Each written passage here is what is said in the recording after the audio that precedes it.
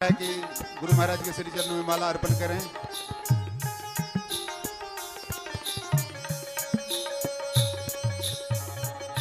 और जो रुक गए क्योंकि माला में समय बहुत नष्ट हो जाता है, हम लोग अमृत वाणी को सुनेंगे तो ज़्यादा हम लोगों का कल्याण होगा। मैं यहीं पर माला का कार्यक्रम को रोकता हूं और आगे का कार्यक्रम प्रारंभ करता हूं। बोलिए श्री सद्गुरु महाराज की जय। अब आचार्य श्री मंचासीन हो गए, आप सबको आशीर्वाद भी मिल गया। आज इस विशेष अधिवेशन के शुभ बेला में ये चौथी पाली के समापन पर पूज्यपाद का आशीष वचन होंगे। तो मैं विशेष गुरुदेव के संबंध में क्या कहूँ, कहते हुए कोई शब्द नहीं आता। यह इतने उदार हैं जिसका क्या कहना है। इतने वृद्ध शरीर में यह अदा, सुबह भी मैं इस बात को कहा था, और एक बार आचना करने पर, प्रार्थना करने पर सरल भाव से ही कह देता अच्छा ठीक है, आप लोग तैयारी कीजिए। तो ऐसे हृदय का किस प्रकार अभिनंदन करें, सो हम लोगों में इतनी क्षमता नहीं है।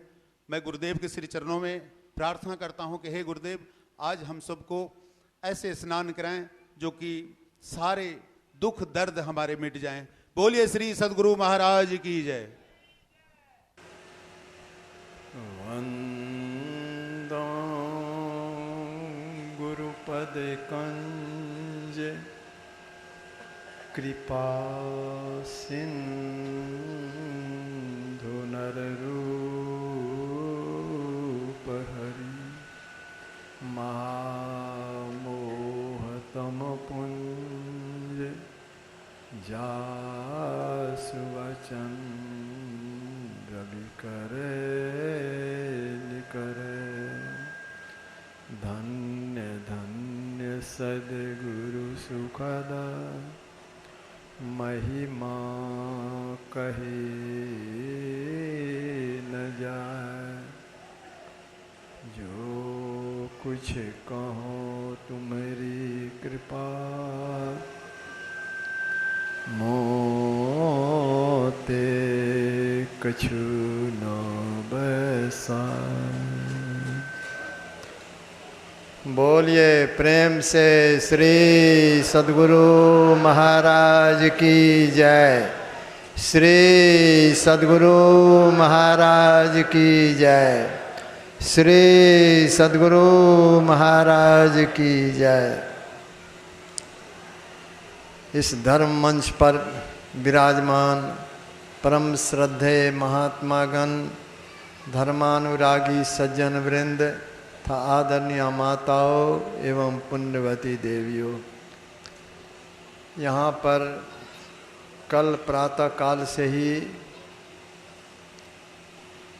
जिला अधिवेशन के विशेषाधिवेशन के रूप में ये सत्संग का कार्यक्रम होते आ रहा है। अब इस समय समापन का समय हो चला है। जो बहुत दूर के सत्संगी हैं वे उनमें से कुछ लोग चले भी गए, और आप लोग भी सबके सब सोचते होंगे कि अब यहाँ से चलना है, क्योंकि इसके बाद यहाँ पर अब सत्संग का कार्यक्रम नहीं होगा, यहीं समाप्ति हो जाएगी।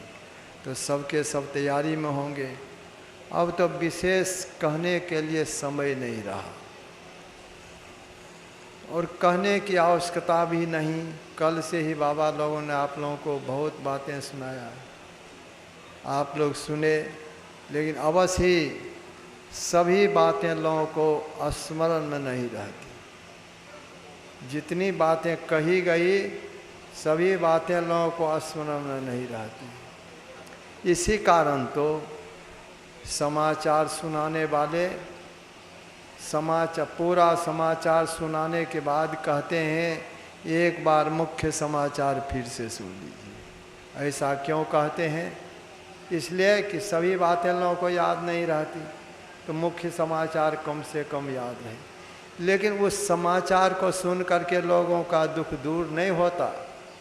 केवल मनोरंजन होता है, बाहरी बातों की जानकारी होती है।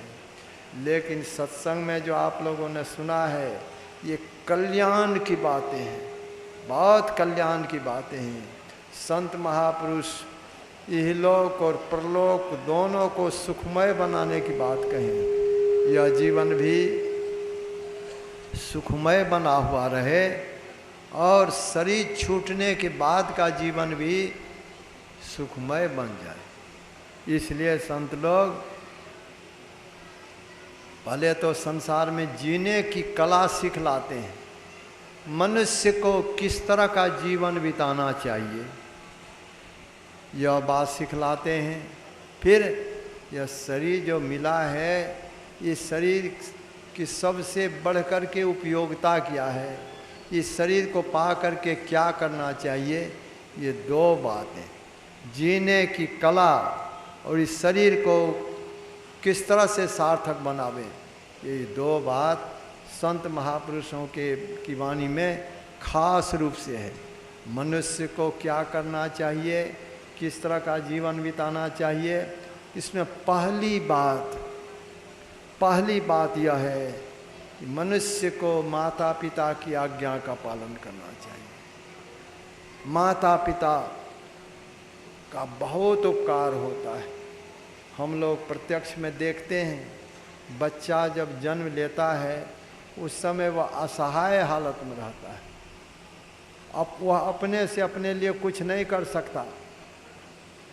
बाहर में पड़ा हुआ है, अगर बाहर में धूप है तो उसी में पड़ा रहेगा, अगर पानी पड़ रहा है बाहर में, घर के बाहर वहाँ है तो उसी तरह भींगता रहेगा। बाहर में जाड़ा का समय है, ठंड है तो उसी में ठिठुरता रहेगा, अपने आ नहीं सकता घर। पखाना पेशाब पर पड़ा हुआ है तो उसी पर पड़ा रहेगा, वह उसी हालत में पड़ा रहता है। माँ उसे उठाती है, उसके पखाना पेशाब को साफ करती है। किस तरह से माँ लालन पालन करती है यह तो घर घर में लोग देखते हैं। माँ का कितना उपकार होता है इसको लोग जानते हैं। पिता का भी कम उपकार नहीं। पिता पालते पोसते पढ़ाते लिखाते शादी विवाह कर देते हैं। पुत्र को पढ़ाने में एक गरीब व्यक्ति के मन में भी रहता है, मेरा पुत्र पढ़ लिख करके ऊंची शिक्षा प्राप्त करे और ऊंची शिक्षा प्राप्त करके उसे अच्छी नौकरी लग जाए, उनका जीवन सुखमय बन जाए। इस उद्देश्य से एक गरीब व्यक्ति भी पुत्र को गरीबी हालत में रहते हुए पढ़ाते हैं, ऊंची शिक्षा दिलाते हैं। अब पुत्र को नौकरी हो जाए, नौकरी दिलाने में अगर उसको बहुत रुपये देने पड़ते हैं, रुपये नहीं है तो ज़मीन भी बिक जाए तो बिक जाए, लेकिन पिता के मन में होता है कि मेरे पुत्र को नौकरी हो जाए। किस तरह का पिता का उपकार सोच लीजिए। माता का उपकार, पिता का उपकार कितना होता है। अब पुत्र पढ़ लिख करके विद्वान हो गया, नौकरी लग गई, शादी विवाह हो गया, उसका क्या कर्तव्य होना चाहिए? क्या नौकरी लग गई, दूर में है, माता पिता घर में है, कष्ट की हालत में है, उनकी सेवा नहीं हो, यह पुत्र का धर्म नहीं। आजकल इस बात का लोग ख्याल नहीं करते, इस बात का ख्याल नहीं करते। इतने उपकारी माता पिता, उनकी सेवा सब घर में नहीं होती, सब कोई नहीं कर पाते। वे अपने कर्तव्य कर्म से चूक जाते हैं। सो नहीं होना चाहिए। माता पिता का जो इतना उपकार रहा, वे अब वृद्ध हो गए, उनकी सेवा होनी चाहिए। पुत्र का सबसे बड़ा धर्म होता है कि माता पिता की सेवा हो, उनकी आज्ञा का पालन है। केवल माता पिता की ही सेवा नहीं करें, अपने द्वारा और लोगों को भी सुख पहुंचाना यह मनुष्यों का धर्म होता है। धन्य कवन जो पर उपकारी, उसी का जीवन धन्य होता है जिनका जीवन दूसरों के उपकार में बीतता है। अपने लिए तो सब कोई जीते हैं, अपने लिए सब कोई जीते हैं, लेकिन दूसरों के उपकार में जिनका जीवन बीतता है उसी का जीवन धन्य होता है। महात्मा गांधी जी का नाम इतना अधिक क्यों है? क्या कारण? महात्मा गांधी का जीवन मानव कल्याण में बीता। संत लोगों का नाम इतना क्यों है? संत का तो बहुत उपकार होता है। संत के उपकार को तो गिनाया नहीं जा सकता। संत के लिए कहा कि संत बड़े परमार्थी, घन ज्यों बरसे आए, तपन बुझावे और की अपनों पारस लाए। अपने दुख सह करके भी दूसरों को सुख पहुंचाते हैं। अपने दुख सह करके भी दूसरों को सुख पहुंचाते हैं। संत का बहुत उपकार। हम लोग संत स्तुति गाते हैं, उसमें है कि संत कैसे होते हैं? दुख भंजन, भव फंदन गंजन, ज्ञान ध्यान निधि जग उपकारी। दुख से छुड़ाने वाले, दुख भंजन, भव फंदन गंजन, संसार के फंदे से निकालने वाले, और ज्ञान ध्यान रूपी धन के द्वारा लोगों का उपकार करते हैं। बिंदु ध्यान विधि, नाद ध्यान विधि, सरल सरल जग में पुरस्कारी। संत लोगों का उपकार करते हैं, लोगों को सुख पहुंचाते हैं। उनको यद्यपि लोगों के सेवा की आवश्यकता नहीं होती, संत को आवश्यकता नहीं होती, क्योंकि वे तो मुक्त होकर के रहते हैं, मुक्त हालत में रहते हैं। अवश्य ही देखने में आता है कि उनकी भी सेवा उनके शिष्य लोग करते हैं, देखने में आता है, लेकिन उनको, संत को उनकी आवश्यकता नहीं होती उनकी सेवा की।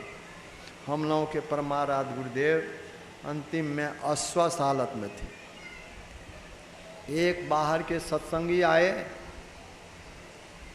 उन्होंने देखा कि गुरु महाराज तो अपने से चल फिर नहीं सकते हैं। इनके साथ में रहने वाले सेवक लोग इनको उठाते हैं, बैठाते हैं, बाहर ले जाते हैं, व्हील चेयर पर बैठाते हैं, उठा करके घर ले आते हैं। पखाना पेशाब भी अपने द्वारा नहीं होता, यह देखा उन्होंने। उनके मन में हुआ गुरु महाराज इस हालत में हैं, अगर सेवक लोग सेवा करते करते ऊब जाए, सेवा करना छोड़ दे, तो गुरु महाराज की क्या हालत हो जाएगी? पखाना पेशाब पर पड़े रहेंगे। मन में सोचा वो सत्संगी, गुरु महाराज तो सबके मन की जानने वाले, मन की जाने सब गुरु कहा छिपावे अंध। उनके भ्रम के निवारण के लिए जब वे सत्संगी जाने लगे, दोपहर का समय हो गया था। कुछ लोग भोजन कर चुके थे, कुछ भोजन कर रहे थे। उनको जाने का समय हुआ तो उनके मन हुआ कि अब जाना है तो गुरु महाराज को एक बार प्रणाम कर लूं। गुरु महाराज के बासे पर गए, बरामदे पर गए, देखा कि किवाड़ी सटी हुई है, गुरु महाराज के कमरे की किवाड़ी सटी हुई है, खिड़की नीचे वाली खिड़की भी सटी हुई है, ऊपर वाली खुली हुई है। तो झांक करके देखे, उनके मन हुआ कि गुरु महाराज की सेवा में अभी जो सेवक होंगे उनसे अनुमति ले करके तब अंदर जाना चाहिए। गुरु महाराज को प्रणाम करके वहाँ पास में जा करके प्रणाम करके तब जाऊँ। झांक करके देखा तो देखा कि गुरु महाराज के पास में कोई सेवक नहीं है, और गुरु महाराज पहले की तरह जैसे स्वस्थ हालत में अपने से चलते थे वैसे ही कमरे में चल रहे हैं। देख करके बड़ा आश्चर्य हुआ कि सवेरे तो देखा कि गुरु महाराज को सेवक लोग उठाते हैं, उठा करके घर ले जाते हैं, घर से व्हील चेयर पर ले आते हैं, अभी अपने आप चल रहे हैं। तो गुरु महाराज उनको उनके भ्रम का निवारण किए कि देखो, हमको सेवक की आवश्यकता नहीं है, हमको सेवक की आवश्यकता नहीं, हम तो इन लोगों का उद्धार करने के लिए अपनी सेवा में रखकर सेवा के बहाने इनका हम उपकार करते हैं, इनका उद्धार करते हैं। तो संत को तो आवश्यकता नहीं होती, लेकिन मनुष्य का धर्म होता है कि गुरु की सेवा करें, माता पिता की सेवा करें, गुरु की सेवा करें, समाज की सेवा करें और लोगों का उपकार करें। यह मनुष्य का धर्म होता है। इन सब के करते हुए और क्या करें?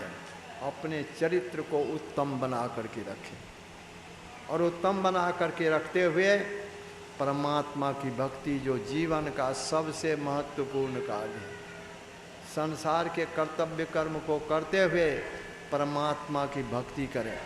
यह सबके लिए आवश्यक है, सबके लिए आवश्यक। नहीं करेंगे बहुत बड़ी हानि हो जाएगी। वो हानि क्या होगी? शरीर तो एक न एक दिन छूटेगा, सबका छूटता है। अभी मनुष्य का शरीर प्राप्त है, इस शरीर को पा करके अगर परमात्मा की भक्ति नहीं किए, केवल कमाने खाने में अनमोल जीवन बीत गया, फल क्या होगा? शरीर छूटने पर यह शरीर फिर नहीं मिलेगा, अन्य शरीर में चले जाएंगे। अन्य शरीर में चले जाएंगे तब क्या होगा? जरा सोच लीजिए। मान लीजिए यह शरीर छूटने के बाद एक बैल ही बन गए। बैल को क्या करते हैं लोग? हल में जोतते हैं, बैलगाड़ी में जोतते हैं। किसी किसी बैल को देहात में रहने वाले लोग देखे होंगे, बैल के कंधे में घाव हो जाता है, उस पर भी लोग उसको बैलगाड़ी हल में जोतते हैं, बैलगाड़ी में जोत देते हैं। उसको कष्ट नहीं होता होगा सो नहीं, लेकिन वह कह तो नहीं सकता, उसको बहना पड़ता है, बोझ ढोना पड़ता है। कोई बैल अगर बीमार पड़ गया है फिर भी उसको हल में जोतते हैं, बैलगाड़ी में जोतते हैं, और कह नहीं सकता है कि मैं बीमार हूँ, बहना पड़ता है। अगर इस शरीर हम परमात्मा की भक्ति नहीं करेंगे, बैल ही बन गए, तब हमारी क्या हालत होगी? कितना कष्ट भोगना पड़ेगा। बैल को बैलगाड़ी में लोग जोतते हैं, बैल बीमार है, नहीं खींच सकता है बोझ, उसको डंटा से पीटने लगते हैं, पूंछ मरोड़ते हैं। जब तक वह किसी तरह से खींचता है, नहीं तो वह बैठ जाता है, खींच नहीं पाता। लेकिन कह नहीं सकता है कि हम खींचने की हालत में नहीं है, बोझ ढोने की हालत में नहीं है। अगर शरीर छूटने के बाद हम बैल बन गए तब क्या हालत होगी? बैल को तो लोग पालते हैं, अवश्य ही बकरा बकरी को भी लोग पालते हैं, लेकिन बकरा बकरी को हल में नहीं जोतते, बैलगाड़ी में नहीं जोतते। उसकी क्या हालत होती है आप देख लीजिए। बकरा बकरी के कंधे पर, गले पर छुरी चलती है, कैसा लगता होगा? क्या उनको कष्ट नहीं होता होगा? बहुत कष्ट होता है। अभी हम लोगों को अगर उस तरह से हम लोगों के गले पर छुरी चले तो क्या हालत हो जाए? जिस तरह से हम लोग को कष्ट होता है उसको भी कष्ट होता है, कष्ट उसको भी होता है, लेकिन वह कह नहीं सकता, वह कह नहीं सकता। हम लोग बीमार पड़ते हैं तो रोग मुक्त होने के लिए हम लोग डॉक्टर के पास जाते हैं, डॉक्टर से कहते हैं डॉक्टर साहब हम बीमार हैं, रोग मुक्त होने के लिए हमारा इलाज कर दीजिए। डॉक्टर कहते हैं कि इंजेक्शन लेना पड़ेगा, इंजेक्शन देना चाहते हैं, सुई देना चाहते हैं। पतली सी सुई उनके हाथ में देखकर, अब सुई देंगे, एक पतली सी सुई, उस सुई को देख कर के देह सिहर पड़ता है, हमारे शरीर में वह भोंक आ जाएगा। एक पतली सी सुई देख करके तो देह सिहरता है, जिसके गले पर छुरी चलती है उसकी क्या हालत होगी सोच लीजिए। बकरा बकरी की हालत होती है, मुर्गा मुर्गी को की हालत होती है, मछली को लोग मारते हैं उसको कष्ट नहीं होता सो नहीं, कष्ट सभी प्राणियों को होता है। और प्राणी की तो कहना क्या, देखते हैं कि एक सर्प मेढक को जीवित ही निगल जाता है। जंगल में रहने वाला जंगली जीव छोटे छोटे जीव को मार करके खा जाता है। अगर इस जीवन में परमात्मा की भक्ति हम नहीं करेंगे, सुमरन ध्यान नहीं करेंगे, मनुष्य के अतिरिक्त अन्य कोई भी शरीर मिल जाएगा तो तब हमारी क्या हालत होगी। संत महापुरुष यही समझा करके कहते हैं, लोगों केवल सुन करके मत रहो, अनमोल जीवन मिला है तुम्हें, मनुष्य का शरीर तुम्हें मिला है। इस शरीर की उपयोगिता है कि कुछ न कुछ सुमरन करो, सुमरन करो, ध्यान करो, इसका थोड़ा सा भी संस्कार गिरने नहीं देगा।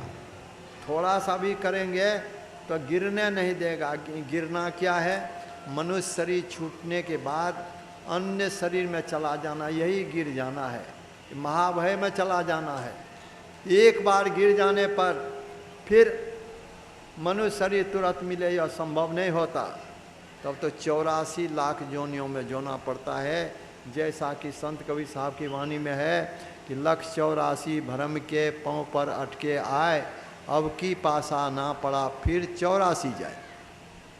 84 लाख योनियों में घूमने के पश्चात युग कितना युग युगान बीतता है, उसके बाद परमात्मा मनुष्य का शरीर देते हैं। अभी हम लोगों को जो मनुष्य का शरीर मिला है, ये परमात्मा की बड़ी कृपा हम लोगों पर हुई है। अनमोल शरीर मिला है। यह शरीर केवल भोग सामग्रियों को एकत्र करने और उन भोगों को भोगने के लिए नहीं। भगवान श्री राम ने स्वयं अपने राज्य के लोगों को उपदेश के क्रम में कहा था, यही तन कर फल विषय न भाई। कहा, हे भाई, यह मनुष्य का शरीर जो तुम्हें मिला है विषयों के भोग के लिए नहीं मिला है। यही तन कर फल विषय न भाई। तब किस लिए मिला? यही तन कर फल निर्विषय, निर्विषय तत्व परमात्मा है, उनकी भक्ति करने के लिए। इसीलिए दूसरे स्थल पर कहा गया कि देह धरे कर यही फल भाई, भजिए राम सब काम बिहाई।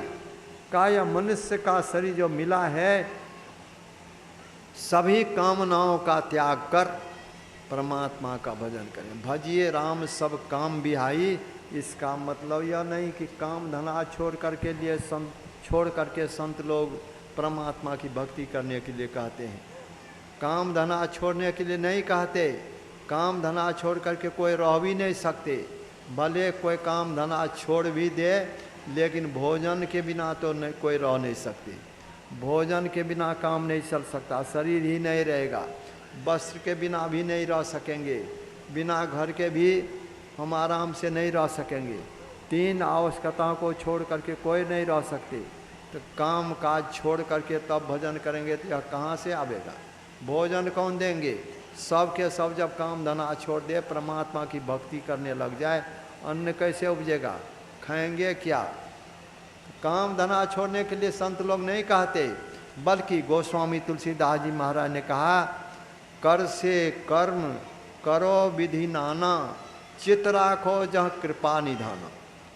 संत लोग कहते हैं संसार के कर्तव्य कर्म को करते रहो, संसार के कर्तव्य कर्म को करते हुए सुमरन ध्यान अवश्य करो, इसको मत छोड़ो। तब आप कहेंगे कि गोस्वामी जी ने वहाँ जो लिखा कि भजिए राम सब काम बिहाई, उसका क्या अर्थ हुआ? संत लोग कहते हैं भाई कि लोगों, काम का अर्थ केवल काम धना नहीं होता। काम का अर्थ मन में जो अनेक तरह की कामनाएं उत्पन्न होती है, इच्छाएं उत्पन्न होती है, उसको संतों ने काम कहा, कामना कहा। जैसा कि संत कबीर साहब की वाणी में है, काम काम सब कोई कहे, काम न चीन्हे कोई, जेती मन की कल्पना काम कहा विष्णु। काम काम सब कोई कहते हैं, लेकिन काम को लोग जानते नहीं सबको। काम काम सब कोई कहे, काम न चीन्हे कोई, जेती मन की कल्पना। मन में जितनी इच्छाएं उठती है, अनेक तरह की इच्छाएं उठती है, उसी को कामना कहा गया, काम कहा गया, चाहना कहा गया। उसको छोड़े बिना परमात्मा की भक्ति नहीं हो सकती।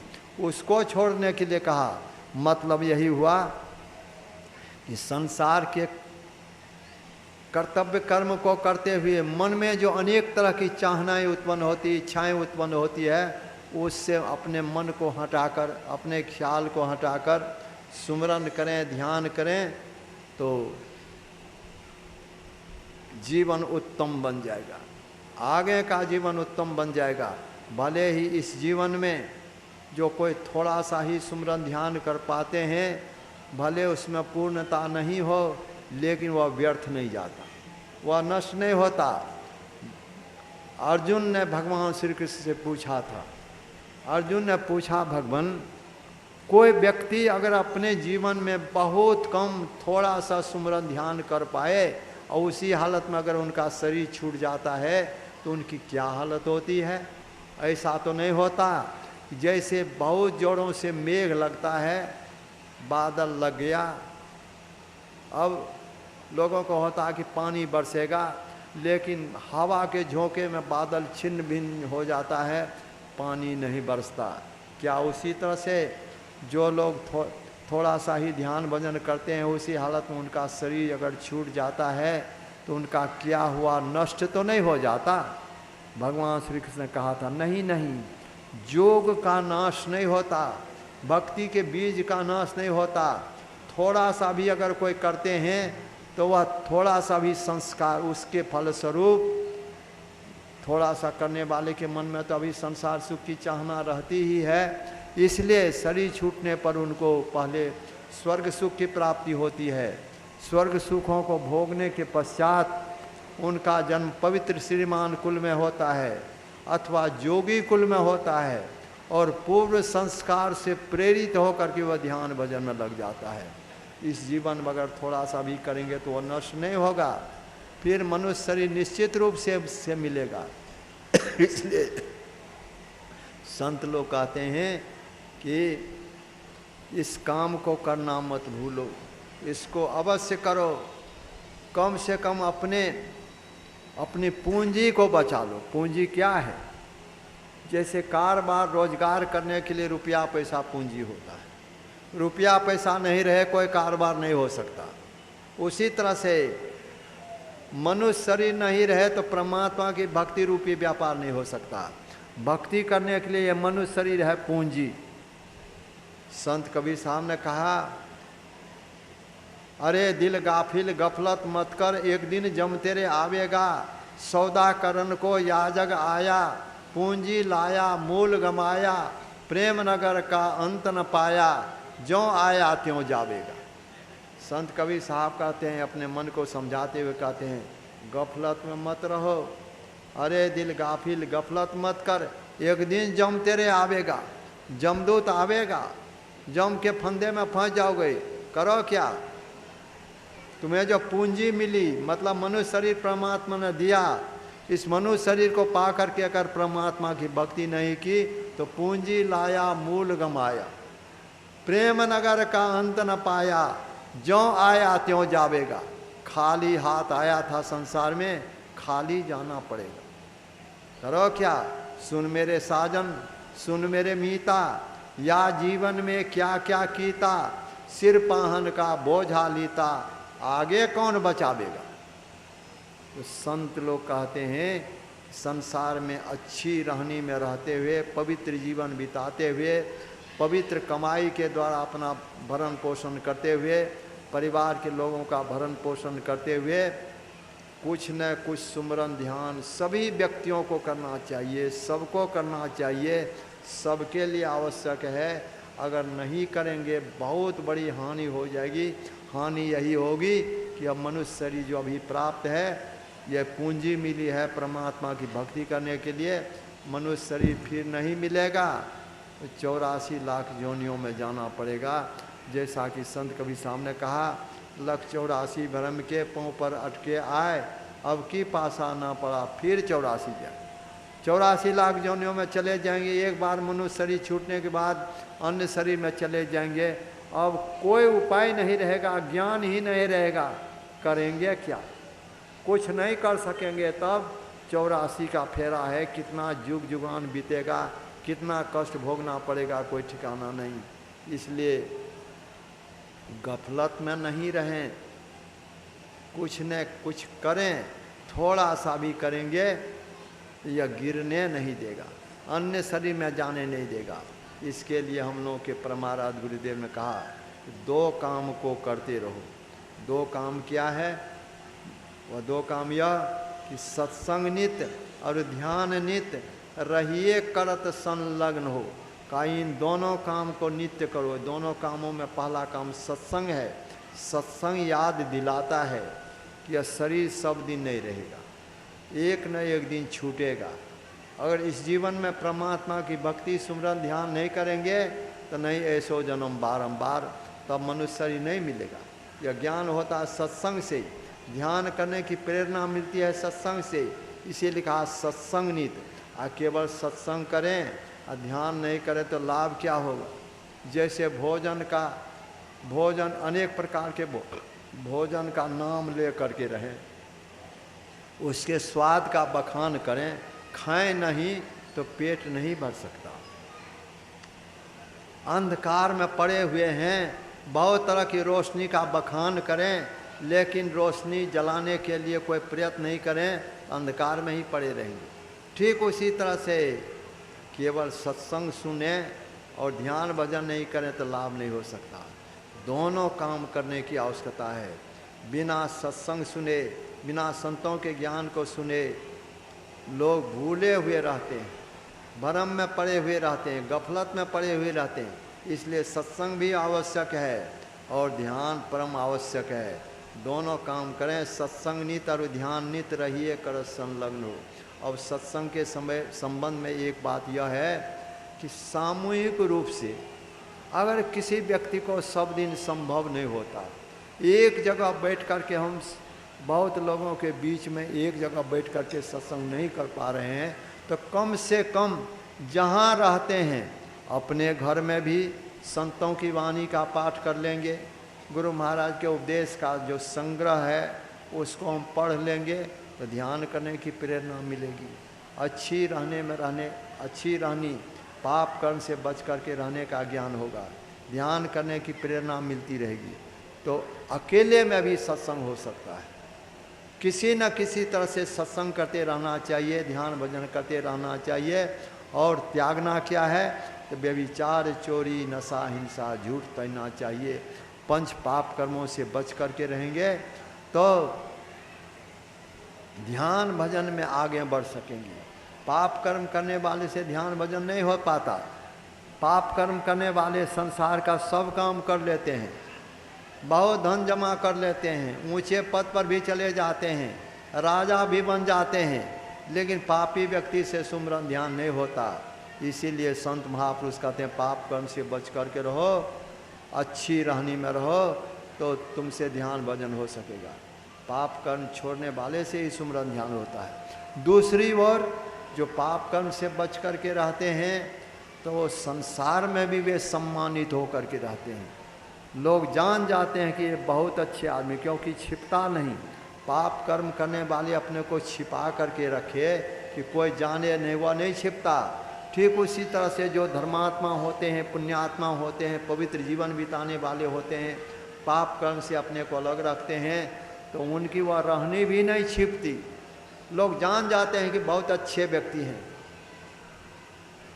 बहुत अच्छे व्यक्ति हैं, भले वह बहुत गरीब क्यों न हो, विद्या नहीं हो, शरीर में बल नहीं हो, फिर भी उनको देखते ही लोगों का सिर उनके सामने आदर के साथ झुक जाता है।